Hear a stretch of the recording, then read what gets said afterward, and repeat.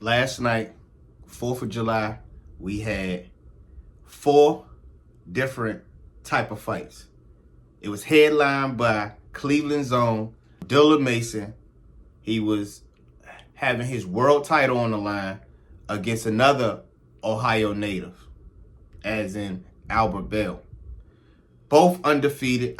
Somebody else got to go.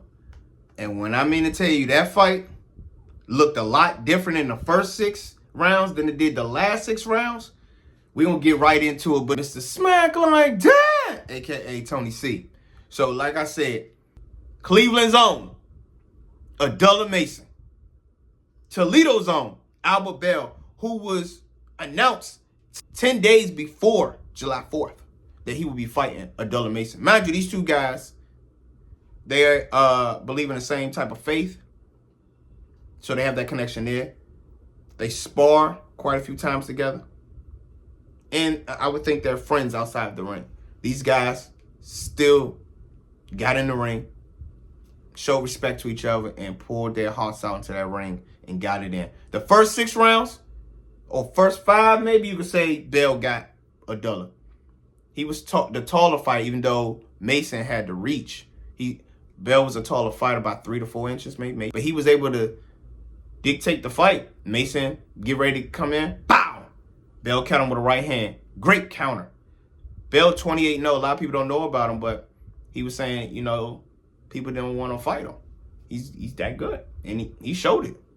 Great counter puncher. But he's never been drugged into those trenches, those championship rounds, as we call it. He wasn't able to show his durability once he got to the 8th, 9th, 10th, 11th round. And that's where Mason shined the best. He really started listening to his corner, stopped headhunting, and slowed. Everybody knows you hit him in the body, them legs going to stop moving. He was able to finally get Bell with some great body shots, and Bell could not take them in. But Bell said when he couldn't breathe out his nose after, I think, maybe the 6th or 7th round, he had got caught with a punch by Mason to the nose, and he think he might have fractured or whatever, so it was hard for him to breathe. So that did not help him in any type of shape or form. But in the end, Mason turned up when we thought it could go either way, and Mason turned up and got Bell up out of there. He got him with 2 knockdowns in the 12th round. Mind you, going into the 12th, I scored it as a draw, or Mason was up by a round. That's how I had it. And going into the 12th. And Mason even said his team, he think they were lying to him. He was like, I felt I was down, so I went to go hit him in the head, get him up out of there. 12th round, ding, ding. Mason catch him, bing, bing. Drop Bell. That's the first time Bell been dropped the whole fight. He get up. Next thing you know, they go again. Mason catch him quick. Quick. Pop out again. Had him fall. The ref looked at him and just waved it off. I don't think the ref should have waved it off like Bell say, don't save me, say the bear. In that case, I don't think it was like an onslaught of just like the whole fight. He's been getting dogged. I don't think it was that type of situation. You always want a guy to be able to live, see his family and all that, and talk with all his cognizance and all that stuff. But I don't think that was that type of fight where it had to be stopped right then and there. I think he could have went out on his shield and then he just would have took the L. Because I definitely, after those 2 knockdowns, I had Mason winning. So, but much love to Mason putting on for his city and his state.